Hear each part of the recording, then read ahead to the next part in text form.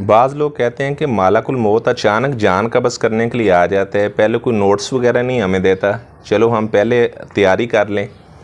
हालांकि मालाकुल मौत की तरफ से जितने नोट्स इंसान को मिलते हैं उतने किसी अदालत की तरफ से नहीं मिलते।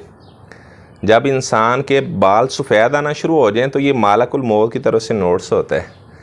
जब इंसान की उम्र 40 साल से ऊपर हो जाए तो ये मालाकुल मौत की तरफ से नोट्स होता है। जब किसी के पोते और नवासे हो जाएं तो ये मालाकुल मौत की तरफ से नोट्स होता है। मालाकुल मौत की तरफ से जितने नोट्स आते हैं उतने किसी अदालत की तरफ से भी समन नहीं आते, जबकि किसी लम्हे भी मालाकुल मौत आकर हमारी जान कब्ज़ कर सकता है।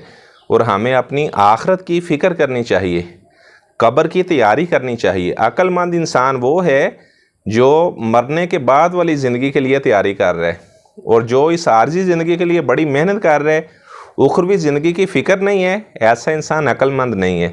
तो अल्लाह तबारक ताला से दुआ करें कि अल्लाह तबारक ताला हमें दुनिया के अंदर ऐसे अमाल जिनको अल्लाह ताला पसंद करता है, ऐसे अमाल अल्लाह ताला करने की तौफीक अता फ़रमाए। ऐसे अमाल जो अल्लाह ताला नापसंद करता है, ऐसे तमाम अमाल से अल्लाह ताला हमें बचने की तौफीक अता फ़रमाए। अगर किसी इंसान को गुनाह का मौका ही नहीं मिल रहा तो ये भी अल्लाह ताला की रहमत है उसके ऊपर कि उसे गुनाह करने का मौका ही नहीं मिल रहा।